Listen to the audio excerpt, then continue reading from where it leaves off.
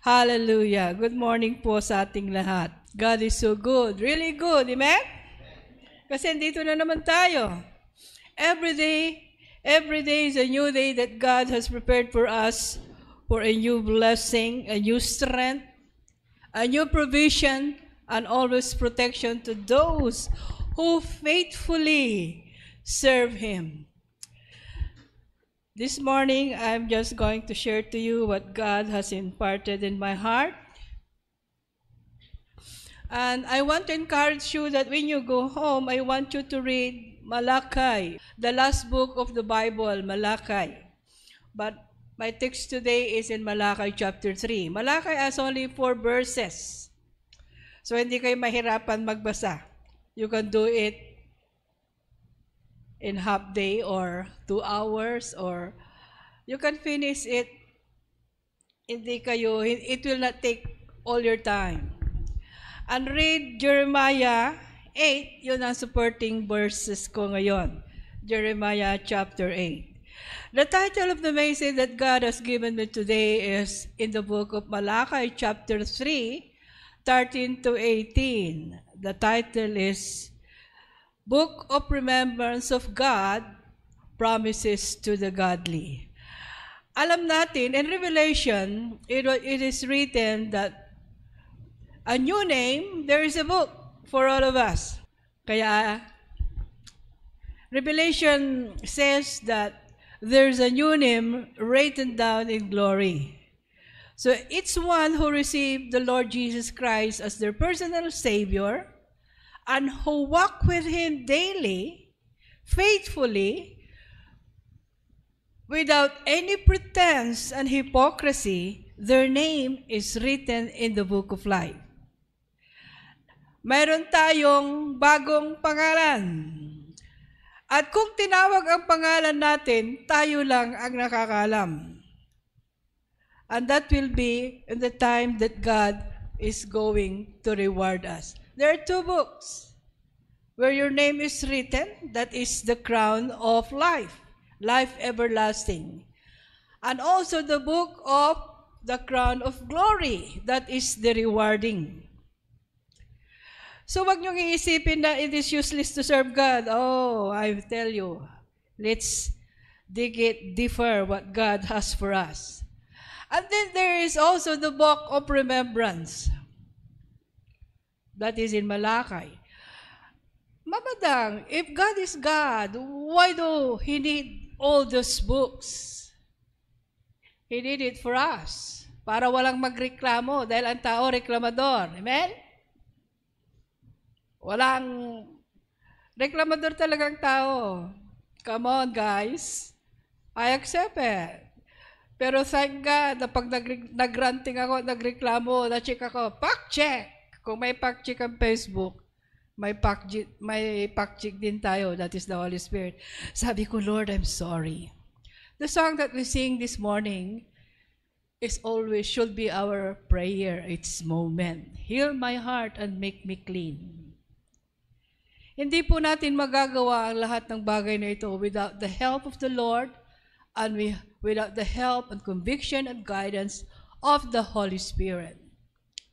So the book of Malachi, chapter 3, is divided into 3, tatlong bagay. The coming of the purifier, which was fulfilled in Matthew when Jesus Christ came. And then we have the ordinance of God. Paano natin nananakawan ng Diyos? How do we rob God? And then we have the book of remembrance, wherein God, alam niyo ba kung ano sinusulat ng Panginoon sa book of remembrance? Only the good things that His children are talking about Him. Alam niyo noon, mayroon kaming, palagi ko sinasabi, I already mentioned this to you, we have a plaque in our home, even when they were young, nakalagay po sa likod ng kainan o nasa dinner table, dinner place. Ang nakasulat doon ay ganito: Christ is the head of this house. Do you still remember that, kids, mga anak? The unseen guest at every meal and the silent listener to every conversation. Nakalagay yun sa kainan. Kasi sa kainan, doon tayo nagmamaritisan. Sometimes, kinakain natin ng isang tao, inuulam pa nga di ba? Doon tayo nagraranting, doon tayo, which is not supposed to be. Pagbuhay si Mami, respetuhin nyo ang biyaya ng Panginoon. Kain lang kayo ng kain, walang magsasalita. That was how the old folks respect the dinner table. Walang kalat sa mesa. Yun ang tinuro sa amin ng lola ko at tinuro rin ni Mami sa kanyang mga apo. Pero nawala na si Mami, ayan, ranting na sa mesa. Pero ranting, talking about the word of the Lord. Yan. So yun po ang ating hihimayin this morning. Malakay chapter 3, verse 13 to 18. This is the Lord talking. Ito ang Panginoon na nagsasalita. In the Old Testament, God speaks to the people through the prophets. But sometimes He spoke directly, but the people were so afraid.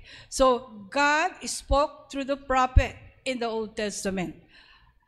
Ang anointing lang nasa prophet at saka nasa kings during the Old Testament time. In the New Testament time, when Jesus walked on earth, He talked to us. He talked to those who walk with Him personally. But when Jesus went up to heaven after resurrection, the Holy Spirit talked to us, convict us, help us, and guide us. So, we are in the last dispensation of grace. This is the last dispensation. Ito po yung grace dispensation. Wherein our salvation, each one of us will only get saved now, not later. Walang pwedeng maglilipat sa atin sa purgatory, papunta sa langit. Now is the time, now is the day, this is the place of salvation. So basahin po natin, this is God speaking in Malakay chapter 3:13. Your word has been harsh against me. Marami hanggang ngayon, maraming, kung talagang mabait ang Diyos, bakit ganito ako? Sinisisi nilang Panginoon sa sarili nilang gawain, di ba? The same way in the days of old. Your word has been harsh to me. Ibig sabihin, nakikinig si Lord. Amen? Your word has been harsh against me, saith the Lord. Yet you say, nagja-justify pa yung mga sinasabihin ng Panginoon, which most people do the same thing even today, di ba? Naintindihan naman ni Lord yun, kaya sinabi ko yun. Okay. Ito yung sabi ng mga Israelitas, yung sinabi ng Panginoon, your words has been harsh against me. Yet you say, what have we spoken so much against thee? Ano bang sinasabi namin sa iyo? Parang si Zelensky kay Trump. Bastos sila. You have said, it is been to serve God. Sabi ng Panginoon sa kanila, sinabi nyo, walang kwentang maglingkod sa Diyos. And what profit is it that we have kept His ordinance and we walk mournfully before the Lord of hosts? Ito yung mga sinasabi nila. And now, we call the proud happy.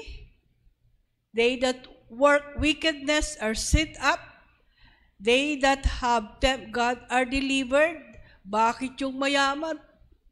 Nagnanakaw, yung mayaman, hindi napaparusahan.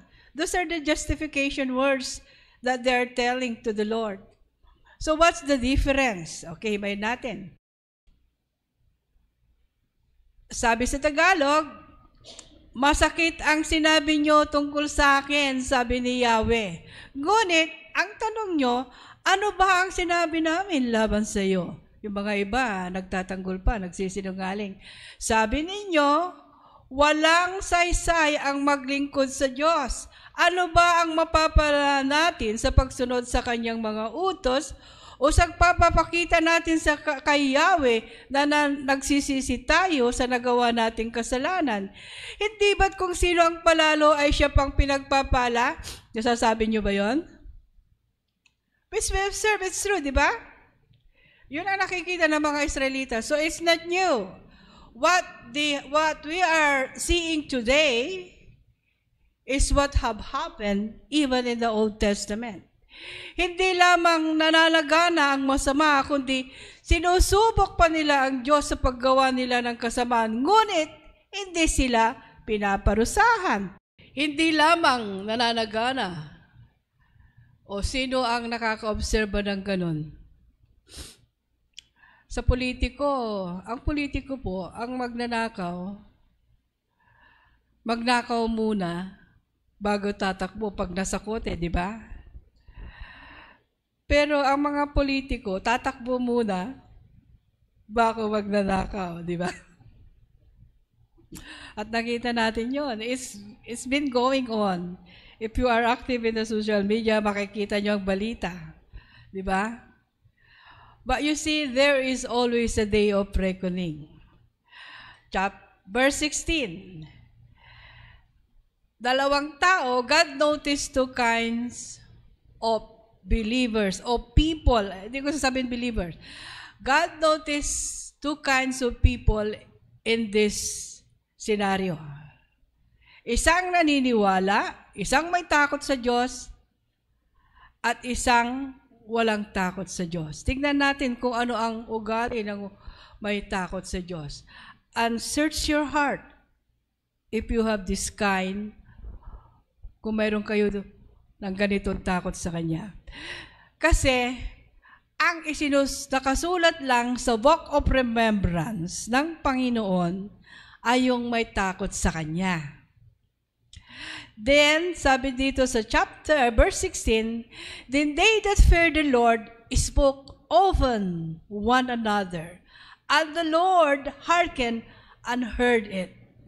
Yung mga may takot sa Diyos, ang pinag-uusapan nila yung kabutihan ng Panginoon, di ba? Sa bahay, pag kumakain kami ni Pastor, most of the time pinag-uusapan namin yung mga salita ng Panginoon, how good God is, how wonderful, how awesome is, yung mga pinag-uusapan namin. Sabi rito, and they that feared the Lord spoke one to another, and the Lord hearkened and heard it. Nakikinig ang Panginoon. And a book of remembrance was written before Him for them that fear the Lord and that thought upon His name. So, sino ang nakasulat sa libro ng pag-aalala ng Panginoon? Yung may mga takot sa Kanya. Yun siya ang pinag-uusapan lagi. And this is His promise. And they shall be mine, saith the Lord of hosts. In that day, when I make my jewels, and I will spare them, as a man spared his own son that served him. Ang isang magulang, I'm so happy. Ngayon ko lang naunawaan, ngayon lamang namin naunawaan ni Pastor kung bakit gusto ng Panginoon na magkaroon kami ng anak na marami. Hindi dahil masipag kami,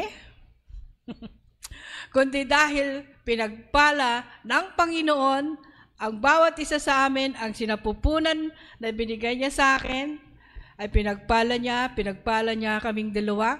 Alam niyo ba na we have the same both blood type? Pareho kami ni Pastor na B+. At very rare na magkaroon ng parehong blood type, na magkaroon ng healthy, intelligent na anak. Beautiful? Yeah. Who will say beautiful and handsome? Kundi yung magulang, di ba? Magaganda ang aking mga anak. Which is true. Pag nakikita ko sila, Lord, thank you for the beautiful and handsome son. Pag nakikita ko yung mga anak na Deborah, sabi ko, ang gaganda. Anak na ito, sabi ko gano'n. You see how God is so gracious in serving the Lord? I have 8 kids. Nanganak ako sa bahay, sabi ng Panginoon, Lord, I want 3 kids because we are pioneer minister. Sabi ng Panginoon, no. You have more than that. Sabi ko, Lord, minister kami. Okay, Lord. This is a deal or this is what I asked from the Lord. Okay, Lord. But, sabi ko sa kanya, help me. Ang hirap yatang magbuntis ang mga anak. If you will ask me na ulitin, gusto kong ulitin pa, hindi na po. Kaya naiintindihan ko yung mga 1, 2 anak. Dahil mahirap talagang magbuntis. 9 na buwan. Dala-dala mo. Ang daming masakit sa katawan mo. Hindi mo kaalam kung anong posisyon mo sa pagtulog. I said, Lord, at meron pa akong physical illness. My heart will not contain yung labor pain for almost 5 hours, etc. Yung mga nagle-labor ng 5 hours or 1 day. Sino nakaranas nun, mga nanay? Si Deborah, isang araw, 48 hours. You see, God is so good. Sabi ko, Lord, di ako magle-labor ng 2 oras. And God through His Word, if you are true to God, God will honor your faith. I don't have the curse of Eva because I'm your child. Nanganak po ako ng 8, wala akong laceration. And praise God, sa bahay lahat. And they are healthy and I am fine. And that is a blessing from the Lord. He honor His word as I honor His. Okay, Lord, these are the kids that you want.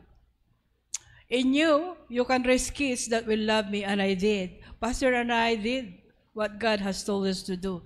Ito pala yun. Kung bakit sila ay naging marami. They serve the Lord in their own ways, in the way that God has told them to do. Lalo na sa ministry ng school, sa ministry ng church. God is so good.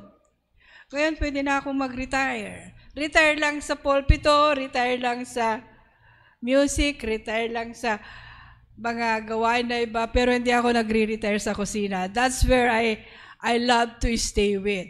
Ayan, tanungin niyo si Sita, sa Clarkview, akong tagahugas, tagalinis sa kusina. And I love everything I'm doing for the Lord. Wala po akong ranting doon. Pagdating ko sa umaga sa Clarkview, I open the church. Punas ng upuan, I stay nandun ako sa pintuan. Morning po, I'm the usher and no one told me to do that. Sa kusina ng Clarkview, panay puno ng baso dahil syempre, inom sila. Ikinasal si Pastor Oji, buong maghapon po ako ng linggo. Ako lang po ang naghugas ng mga nagamit. Did I not know? I love everything I do in the kitchen. And I thank God that He gave me the strength to do that. And this is the reward that God has promised to those who serve Him and to those who talk about Him each moment. And they shall be mine.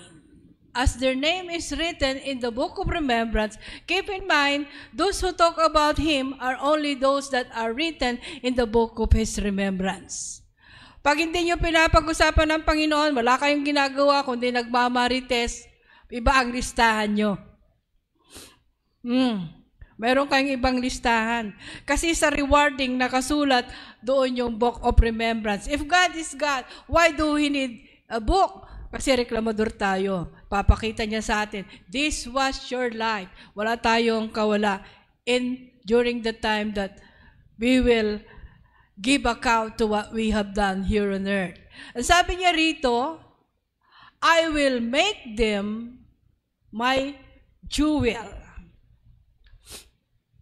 Special treasure. As a man or as a father spare his son. They shall discern between, and the people will discern around us, yung mga anak ng Diyos, makikita ng mga hindi anak ng Diyos. Then they shall return and discern between the righteous and the wicked, between him that serve him, God, and that him that serve not. Sa Tagalog po, chapter 16 ng Malakyas, pagkatapos nag-usap-usap ang mga taong may paggalang kay Yahweh, pinakinggan niyang mabuti ang kanilang usapan. Mga kapatid, pinapakinggan mabuti ng Panginoon ang mga usapan natin. Kaya ipinatala niya sa isang aklat ang mga pangalan ng mga gumagalang sa Kanya. So imagine, those who talk about God, respect and reverence God. Ito yung respeto na binibigay sa Kanya. Magiging akin sila, sabi ni Yahweh na makapangyarihan sa lahat, sa araw na ako'y kumilos. Because there will be a day of the Lord. Sabi yan ng Biblia, sa araw na ako'y kumilos, itatangi ko sila bilang sariling akin. So may kaligtasan tayo. Ano mang mangyari sa mundo, God is with us and will save us. Ililigtas ko sila tulad ng pagligtas ng isang ama sa anak na naglilingkod sa kanya. Muli niyong makikita ang pagkakaiba ng mabuti at ng masama, ng taong naglilingkod sa Diyos at ng hindi naglilingkod sa Kanya. Hallelujah! Nung sinabi ng Panginoon kay Adam and Eve, nung sabi niya, go and multiply and replenish the earth. Ibig sabihin, ang katalinuhan ng pag-explore o pag-discover ng mga bagay na inihanda ng Panginoon sa Garden ng Eden para sa tao na kanyang nilikha, ay binigyan niya ang tao ng karunungan. Paano na pangalanan ni Adan ang elepante, at ang lion ng lion, at ang giraffe ng giraffe? How did he name all those animals? God has given Adam the wisdom because Adam was created in the image of God. Ibig sabihin, the knowledge of God was imparted to him. The wisdom and the understanding of God was imparted to him. Sabi, likeness. Likeness. Ibig sabihin, likeness, like God in the sense of knowledge, how to name animals, how to name trees, how to name everything that God has created in the Garden of Eden. So, when both of them fall from the Garden of Eden, is God unjust? All mankind. Na-replenish nilang earth, kaya lang the earth was already cursed. When they committed sin, when they disobeyed the law of God, the earth was cursed. At sila ay pinalabas. But still, makikita natin na dumami ang tao. Dumami din ang kasamahan. And then, sa pagdami ng tao, dumami din ang kasalanan. So, the exploration or the knowledge of the Lord that God had imparted to human, naging limited. Limited na, may limitasyon na. So, paano magiging unlimited yon? To those who accepted the Lord Jesus Christ as their personal Savior, that limitation will be increased every day as we discover in His Word, as we explore the knowledge of God written in His Word, as we himay-himayin natin ang mga nakasulat sa Biblia. Doon natin ngayon mahihimay, madidiscover yung mga bagay na nais ng Panginoon na ibigay sa atin, na naibigay na niya sa Garden ng Eden during the time of Adam and Eve. So God is just in a sense that He sent Jesus. Through one man, lahat nagkasala. Through one man, lahat napatawad. So that is the justice of God. Yun po ang justice ng Panginoon. Kaya walang magsasabi na unfair ang Lord. No, God is not unfair. God is fair in all His dealing in human. Human is the one unfair. Dahil sa kanyang ginawang pagkakamali, isinisisi niya sa Diyos, right? Siya ang gumawa, siya ang naparusahan, pero ang sinisisi niya ang Diyos. You see, my father, I always mention in this pulpit, my father was my ideal father. But at the end, he was not an ideal father. Babaero pala siya. Hindi lang isa, dalawa, tatlo. Nagkalat pa sa buong Luzon. Ewan ko kung may kinalat siya sa Vietnam dahil pumunta siya ng Vietnam during the War of Vietnam. Sila yung Philippine Civic Action Group, yung tinatawag na PhilCAG. Ewan ko kung mayroon din siyang kinalat doon. I don't know.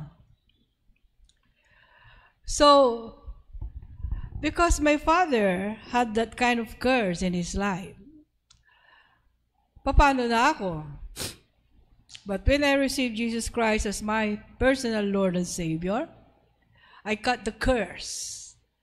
So that curse, when I accept the Lord Jesus Christ as my personal Savior, I received the blessing. I chose the blessing of God. And I pass on that blessing to my siblings, to my son and daughters. I said, Lord, I cut the curse of my generation. It will be cut in me. Sa akin mapuputol. Now, that curse will only be applied to each one of my kids when they refuse, when they get away from the umbrella of the blessing of God. That is the protection that God has in them. Once they are in the protection of the blood, they are always protected from the curse. That's generational curse. So you see, the two kinds of chosen. The Israelites were chosen, pero hindi lahat ng mga Israelitas naniniwala kay Jesus. Kaya nga, some of them will believe when they see Jesus coming through the clouds. Pero ngayon, marami pang umaasa na ang Messiah ay dumating. They missed the time of coming of Messiah. They were the one who killed the Messiah. So, yung mga reklamador, nakasulat din mamadang, opo, kaya lang, hindi sa book of rewarding. Hindi sa book of glory, kundi sa book of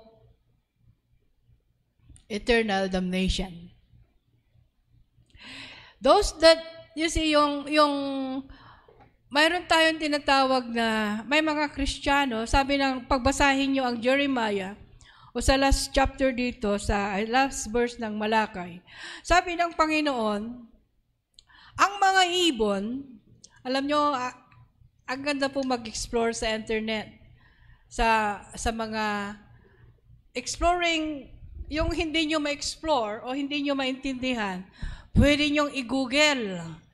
Huwag kayong, don't stay sa social media na nababasa nyo lahat ng marites na hindi totoo. Lahat ng nasa social media, sa 100%, siguro 2% lang ang nagsasabi ng totoo.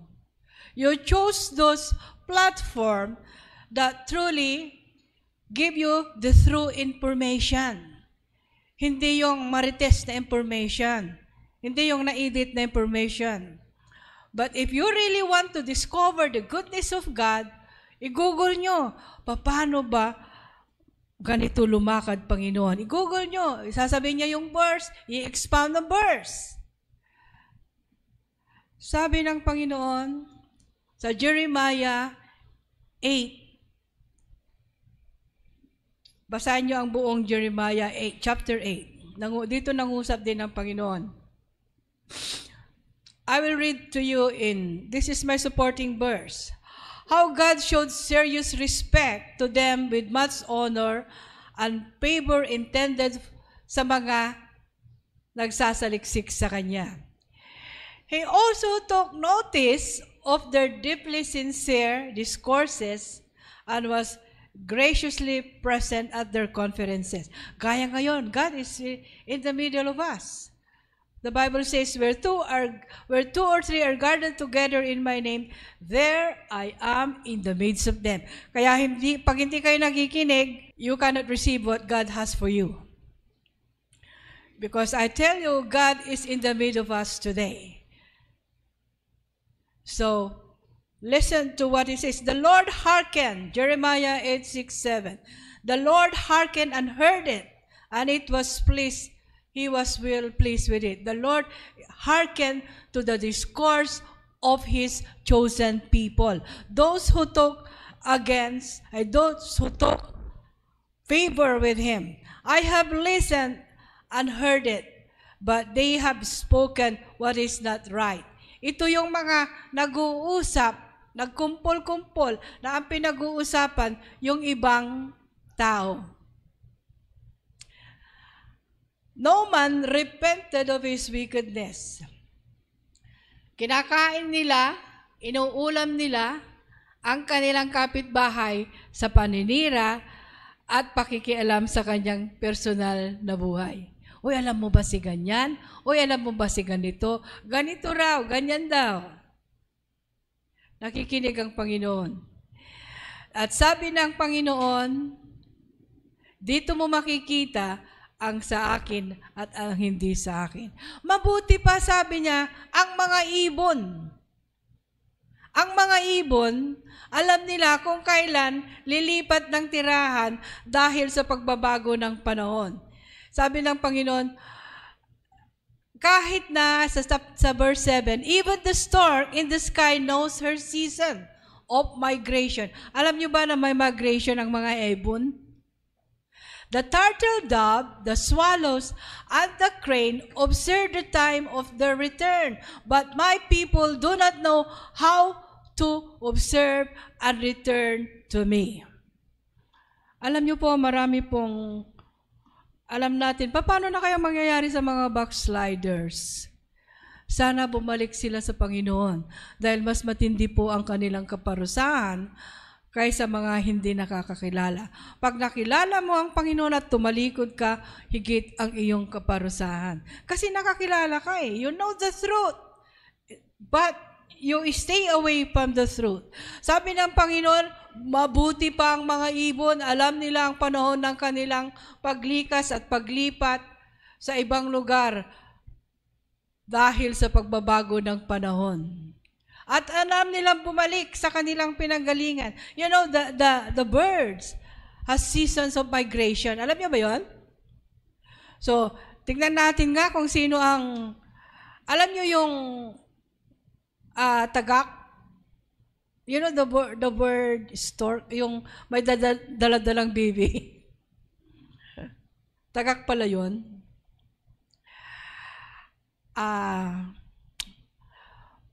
The stork, when they migrate, tignan nyo white storks fly south in the late summer to Africa for the winter. Gaano kalayo ang Africa sa Europe? How they migrate? They fly thousands of kilometers, soaring and flapping their wings. Thousands of kilometers from Africa to Europe. Gaano kalayo? 1,000. The swallows. Ano yung swallows? Yung layang-layang. Yung mayroon tayo dyan, no? When they migrate, swallows that breed in temperate regions migrate in the winter. When they migrate, swallows that breed temperate regions gaya ng Asia.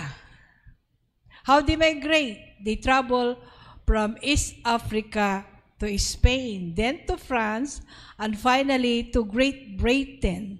They return to Africa September and October.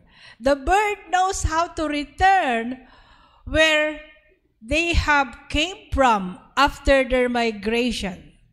Pero sabi ng Panginoon, ang aking mga tao, ang aking mga piniling mga tao ay hindi alam bumalik sa akin.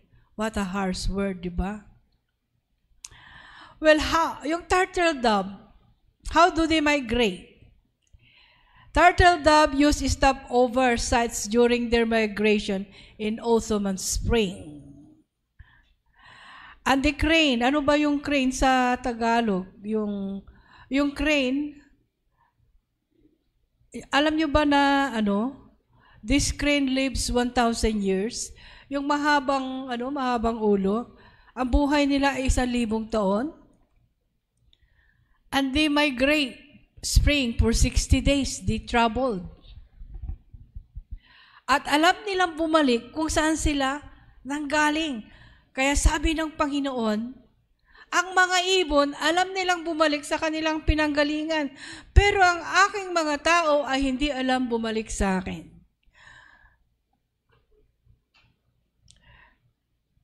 God heard and hearkened. Naririnig ng Panginoon yung mga taong nagsasalita ng maayos para sa Kanya. At naririnig din niya ang nagsasalita ng mga salitang ayon sa Kanya. And He keep record to it. Nakasulat, 2 sulat yan. So, saan nyo gustong nakasulat ang inyong pangalan? Saan nyo gustong nakasulat at maalala ng Panginoon ang inyong mga gawain? Ano ang kanyang pangako? He promised to share us His glory to the faithful. He promised. You see, what does it profit? Sabi nila, anong mapapala namin sa paglilingkod sa iyo? Yung mga hindi naglilingkod, yumayaman. Yung mga hindi naniniwala sa iyo, sumasagana, pero hindi napaparusahan. So, mas nanaisin pa namin, huwag maglingkod sa iyo. Maraming ganon, di ba? Mayroong nagsabi ngang walang asinso sa hampre. Ano ba yun? Walang nagsabi, may mga, alam niyo mga workers dito na wala na? Karamihan sabi nila, walang asinso sa hampre. Wala ba? Pag diyan ka sa hampre, walang asinso, diyan ka na lang, wala pang ang sahod eh. Maraming nagsabi doon. Yes. Nasaktan ako, how much more God? If you did it for the Lord, then you will not speak such thing. Pag ginawa mo sa Panginoon, hindi ka dapat magraranting ng ganon. Hindi ka dapat magrireklamo. Pero makikita sa inyo pagrireklamo na ginawa mo yon para sa iyong sarili. That is pure pretense and hypocrisy. At God hears and knows that. Alam ng Panginoon yan. So what, sabi nila, anong mapapala namin? What?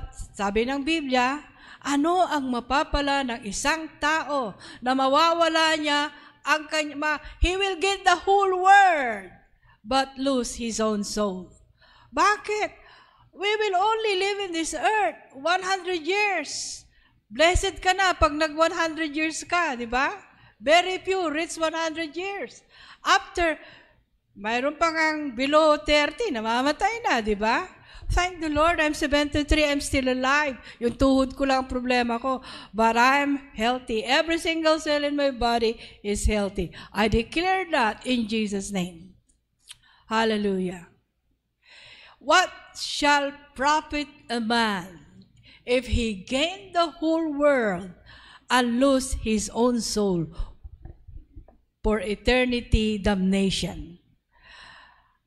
But what it profit for us that serve the Lord in hard days, in bad days, in want and in need, with no pretense and hypocrisy? What do we have? We will share His glory for eternity. Amen? What will you choose? A temporal or an eternal? Ano ang pipiliin nyo? Yung pangsamantala o yung panghabang buhay? Pagsasabihin nyo, anong mapapala ko sa paglilingkod sa Diyos? Anong mapapala ko sa pakikipaglakad sa Kanya? Marami po kung iintindihin nyo. There are lots of things Yung paggising nyo everyday is a one thing to be thankful, di ba? Yung protection nyo na hindi kayo nilolooban sa inyong pagtulog sa buong magdamag. That is one thing to be thankful. Mamadang, marami din naman yung mga gumagawang masama na natutulog din. Walang nangyayari sa kanila. Talaga? Talaga po? Ang titignan po natin, what does it profit for us serving the Lord? Marami po. It is not temporal, but it's eternal. Maraming nagsasabi, why will I spend my time exploring to make myself prosper for this temporal being? Kasi sabi ng Panginoon, seek ye first the kingdom, because in the kingdom, everything you need is there. Seek ye first the kingdom of God, and all these things. Pag sinabi niyang all these things, prosperity, good health, everything shall be added unto you. Sabi ni Pastor, God is going to bless you according to what you can handle. Why? Because God doesn't want you to be swayed from Him. Ang Panginoon, ibibigay niya sa atin yung kaya natin hawakan. So ngayon pa lang, sa isang maliit na bagay, kailangan matutunan mo ng humawak ng maayos para ang Panginoon pagkatiwalaan ka. Ito yung all things shall be added to you daily. Daily. Knowledge, wisdom, understanding. Because God has given you the ability to create wealth. By your own hands, God has blessed you to do so. So as you explore daily the goodness, as you explore daily, understand the wisdom of God, then you will know that all things will be added unto you daily. We will not live 100 years in this earth. Temporary lang po ang buhay natin sa mundo. And what will you choose? Be the one who feared the Lord and talk to Him daily? Or those the one who always rant, nagre-reklamo lagi. Bakit ganyan? Bakit ganito? Bakit si ganyan? Pinagpapala. Bakit ako? Naglilingkod ako. Hindi ako pinagpapala. Don't say that. Declare, I am blessed. Declare, I am healthy. Do not be envious for the doers of wickedness and iniquity. But declare to yourself, I am blessed by the Lord. Whatever situation you have, you declare yourself, I am blessed, I am blessed, I am blessed. Because what you declare, God is going to honor it. What you declare for yourself, for your loved ones, God is going to honor it. God is going to reward it. Because He promised to share His glory here and beyond. If He promised to prosper us here, kasi sabi niya sa kanyang salita, Proverbs says the prosperity of His people give pleasure to God. Ang unang masaya pag tayo ay pinagpala na naglilingkod sa Kanya ay ang Panginoon. So do not be envious if you have bahay kubo. Be content of what you have now. What you have now is your 5 loaves, and 2 pieces. And as you continue to surrender that to the Lord, God is going to bless it into many. Huwag kayong mag-ranting. Huwag kayong magreklamo for what you have, but be thankful for what you have now. Do you do that? Kayo ba yung nagraranting na ganito lang ang meron kayo, ganyan lang, ganyan lang, ganyan lang? You see, as I grow old, sabi nilang matanda daw, pag tumatanda, ay nagiging batang isip. Pero what I am observing to myself right now, yung tolerance ko sa pain, yung tolerance ko sa patient, ay nag-i-improve. Yung tolerance ko of sipping my mouth, and keep it silent and not ranting. Nag-i-improve. Sabi ko, thank you, Lord. Kasi I'm preparing myself for eternity. So, I have to take care of myself spiritually and physically. Sabi ko, Lord, I want to die healthy. Ayaw ko yung wala na, gusto ko, gaya ng great-grandfather ko. Maliit lang po siya, kasing liit lang po siya mas maliit po siya kay, sino ang maliit dyan? 4 siya eh. Mga 4'2" lang siya. Pero yung mga anak niya, mga 6'7". O mga apo, this is in Burgos, Pangasinan. We are playing, we are climbing trees. Kasi ang laruan ng mga bata noon, hindi yung cellphone. Ang babysitter ng mga parents noon, hindi cellphone. O maglaro na kayo doon sa backyard. May mga puno ng bayabas, may saging, may balimbing, may duhat, may siniguelas, doon po sa province, sa Burgos, Pangasinan, where my great-grandfather lives. Ano ang nanunungkit kami, pinanunungkit niya kami ng siniguelas. Alam yung siniguelas? And then, nung medyo napagod na siya, kasi matanda na siya eh. O mga apo, aalis na ako. Akala namin, papasok lang niya sa kanyang kwarto, at magpapahinga. Hindi ko na kayo mababantayan at hindi ko na kayo mapapagsungkit ng mga prutas. So, iwanan ko na kayo. Opo, as a young child, elementary pa lang kami, kayo mga pinsan, yung 2 pinsan ko na sinundan ko, na wala na sila, ako na lang po ang natira. Both of them died in cancer. Yung isa, cancer in the uterus. Yung isa lately lang namatay, 2 years ago. Namatay siya Las Vegas. Nag-usap pa kami kasi kachat ni Pastor yan lagi dahil masyadong makwento. I don't have time to do that. If you know si Glory, alam ng mga bata na meet na. Namatay po siya sa cancer sa bituka. Pero nagkaroon siya noon nung siya po ay nabaksin at biglang lumubo ang kanyang tiyan. So sabi niya, kinat po yung kanyang intestine, sa labas na po siya nagdudumi, sa labas na po nagwi-withdraw yung mga dapat niyang withdraw. So sabi ng anak niya, mapunta ka rito at paggamot kita. Pero tinaningan na pala siya. So nung namatay po siya sa Las Vegas, Nevada, so nung sabi ng lolo ko, I'll go now, apo. The next morning, tawagin nyo na si apong nyo, apo. Pinuntan namin, wala na siya. What a blessed way to die, no? Tulog ka na lang. Wala kang sakit, malakas ka. Sabi ko, Lord, I want to die that way. I want to go home to you that way. So, sabi ni Lord sa akin, then take care of yourself. Discipline yourself. Disiplinahan mo sarili mo. Matulog ka na maaga. Gumising ka ng maayos. Kumain ka ng maayos. Then you will have that.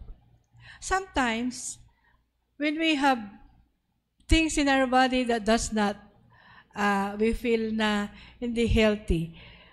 When we are too extreme. Extreme na kumain, extreme na matulog, extreme na walang ginagawa, extreme in everything. Yun po ang nagiging masama. But if we discipline ourselves in moderate things, then we are fine. Amen? God take notice of 2 people.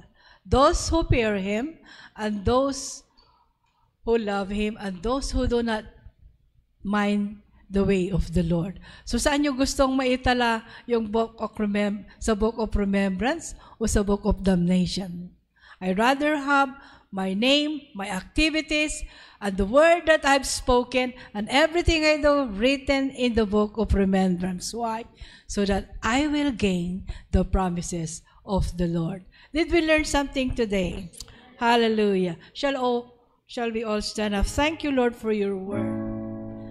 This one thing we ask, oh God, we ask from you that, Father, we will continually dwell in your presence, that, Father, we will continually talk of your goodness, that, Father, we will continually be thankful of what you are doing to us day by day.